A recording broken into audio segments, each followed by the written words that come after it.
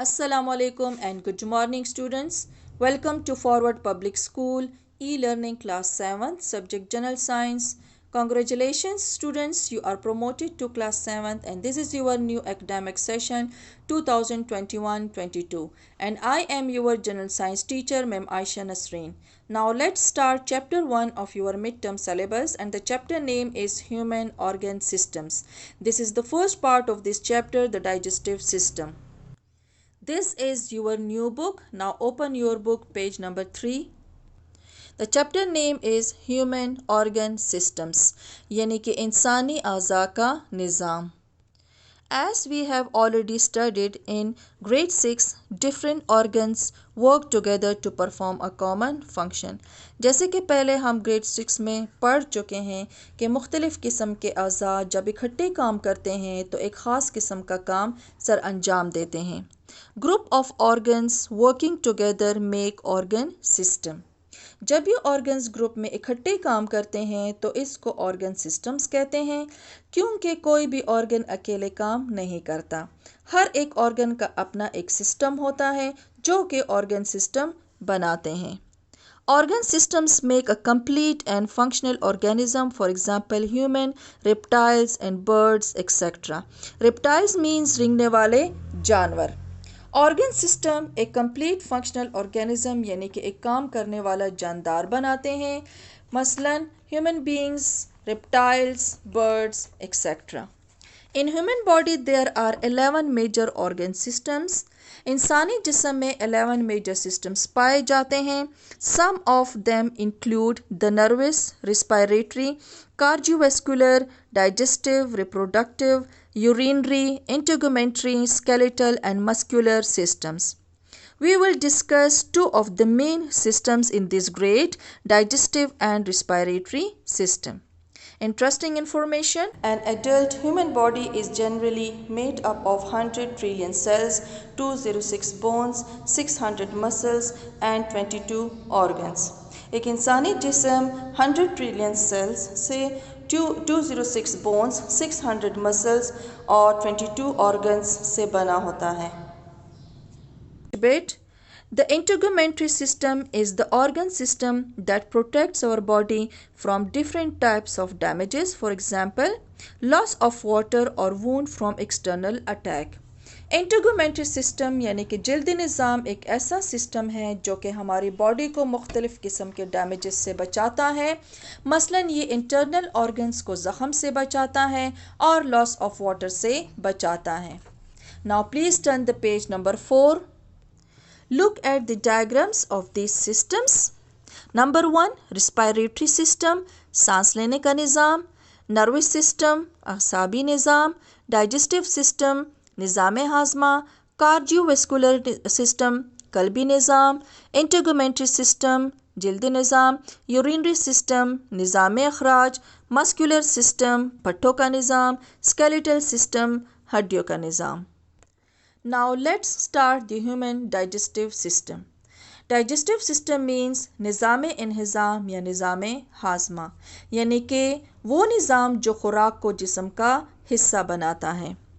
The human digestive system is an organ system designed यानी कि खाका या नमूना uniquely अनोखा to convert the food we eat into the nutrients. Nutrients means ग़िज़ाइयत. The body uses these nutrients for energy and growth. Human digestive system एक ऐसा organ system है और ऐसे डिज़ाइन किया गया है कि जो फूड हम खाते हैं उसको न्यूट्रिएंट्स यानी ग़िज़ाइयत में कन्वर्ट कर देते हैं और फिर हमारा जिस्म इन न्यूट्रिएंट्स को एनर्जी में कन्वर्ट कर देता है जिससे हमारी बॉडी की ग्रोथ होती है. कंपोनेंट्स ऑफ डाइजेस्टिव सिस्टम यानी कि डाइजेस्टिव सिस्टम में कौन कौन से ऑर्गन्स शामिल हैं. Food entered in the mouth passes inside the body through a long tube called alimentary canal. Alimentary canal means इन्हिज़ाम नाली. हमारे माउथ से लेकर एक्सक्रीशन तक डाइजेस्टिव सिस्टम के ज़्यादातर ऑर्गन्स एक लंबी ट्यूब की शक्ल में होते हैं जिनमें फूड ट्रैवल करते हुए डाइजेशन के मुख्तलिफ अमल तय करता है और ये एक लंबी ट्यूब होती हैं जिसे एलिमेंट्री कनाल कहते हैं.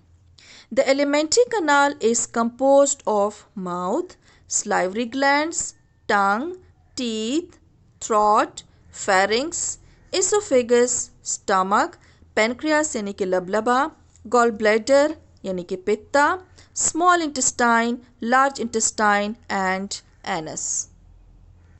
Now look at page number 5. These components means ajza of digestive system are described as follow. Number 1, mouth, oral cavity. The starting point of the digestive tract is mouth, where physical digestion means jismani amle inhizam begins. Chewing means chabana, with the help of 32 teeth, breaks the food into smaller pieces by cutting and grinding the food. Grinding means पीसना. Digestion का अमल सबसे पहले mouth से शुरू होता है, जहाँ पे फिजिकल डाइजेशन शुरू हो जाती है. फिजिकल डाइजेशन मीन्स चबाने का अमल शुरू हो जाता है.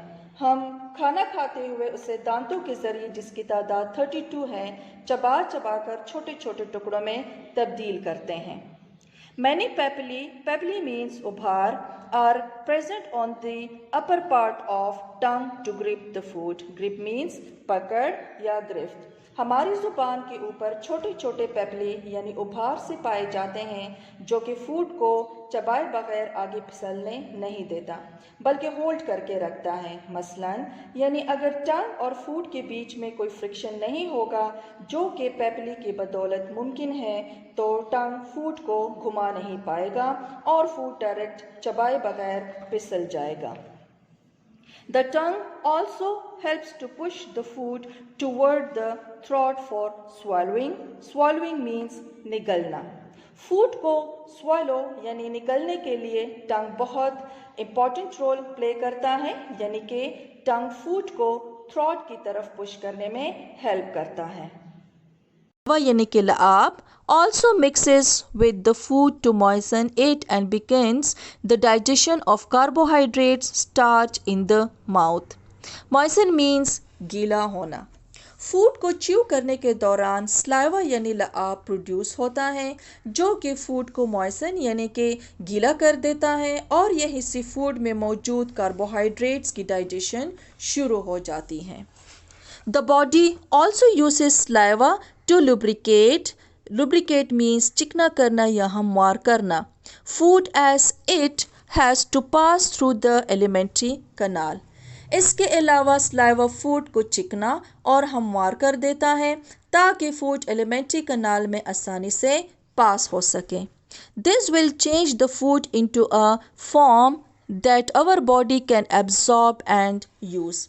ये हमारी खुराक को ऐसे फॉर्म में तब्दील कर देता है जिसको हमारी बॉडी एब्जॉर्ब और यूज़ करती है, यानी कि फूड को न्यूट्रिएंट्स के फॉर्म में तब्दील कर देती है.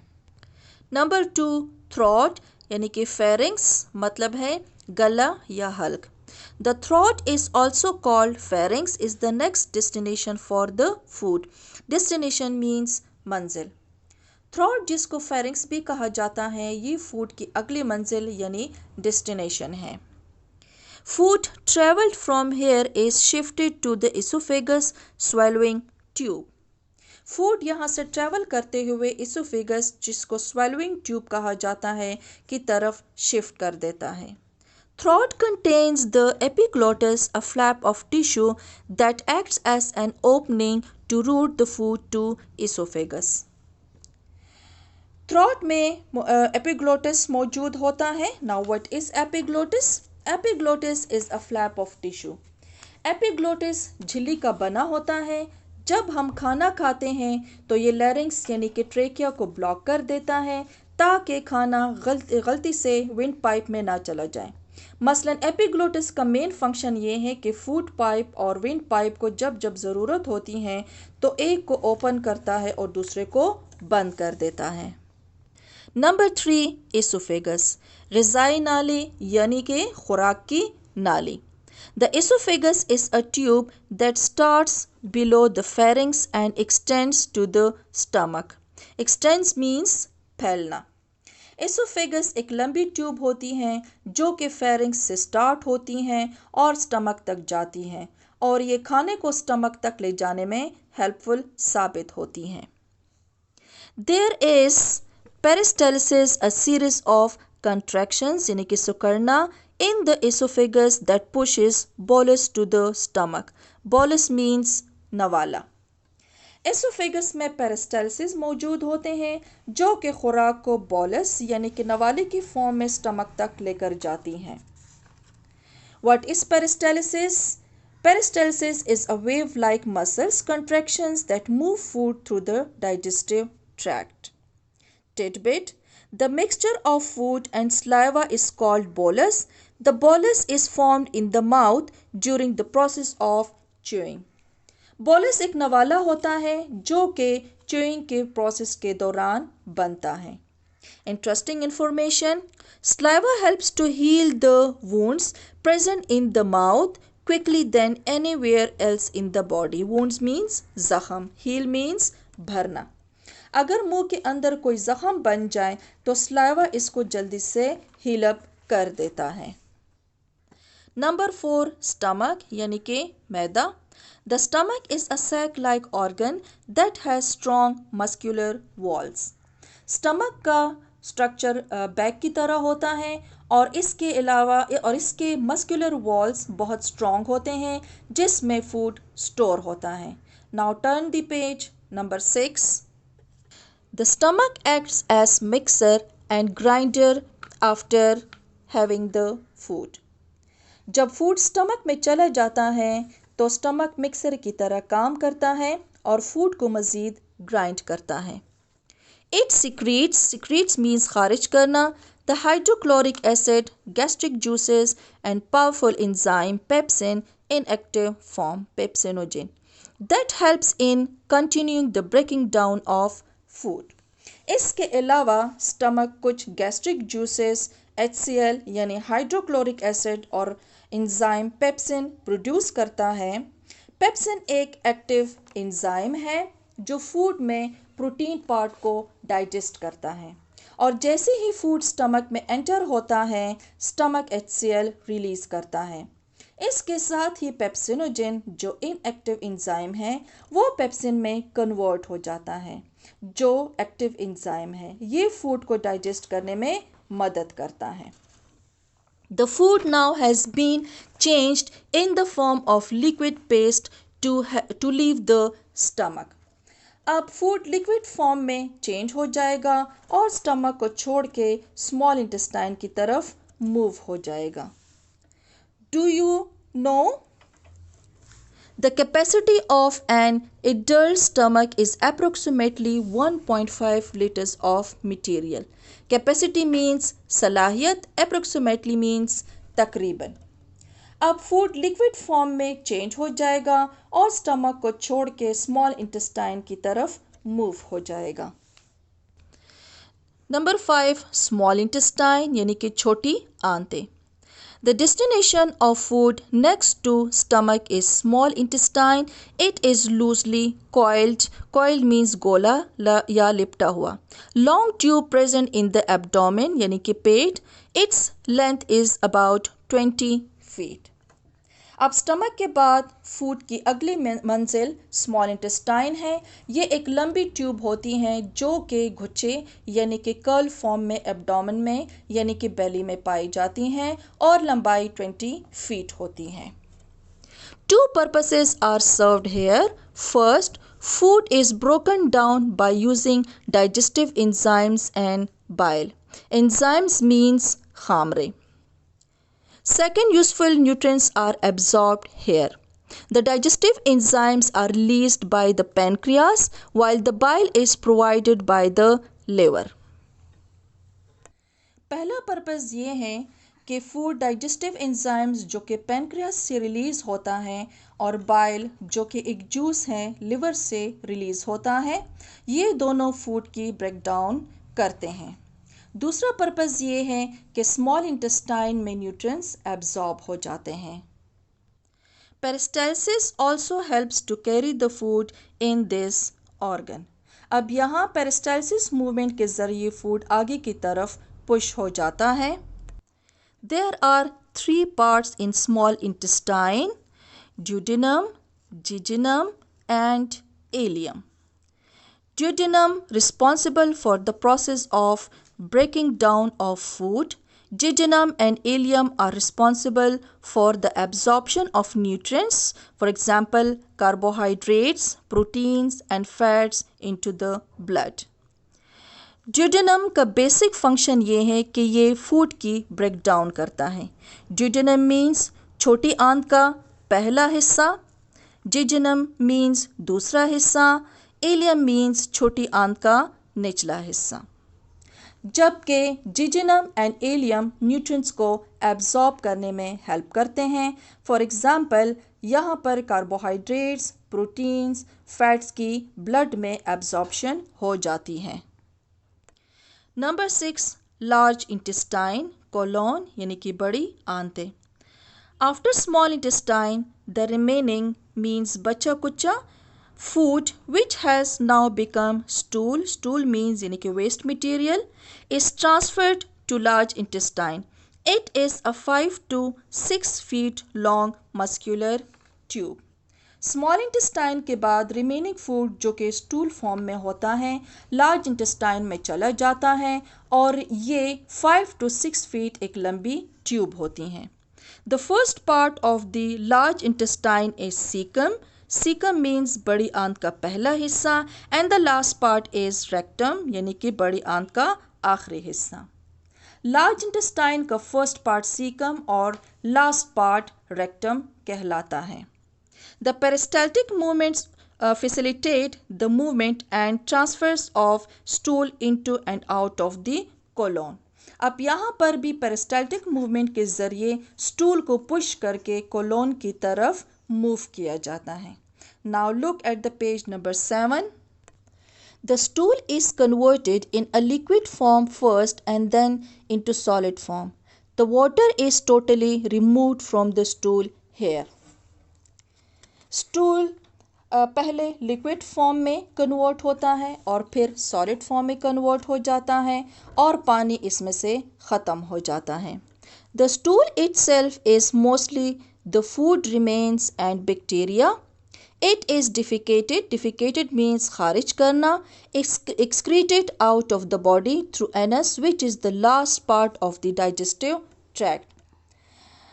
और सिर्फ फूड रिमेन्स और बैक्टीरिया रह जाता है जो कि एनस के ज़रिए से एक्सक्रीट हो जाता है जो कि लार्ज इंटेस्टाइन का लास्ट पार्ट है.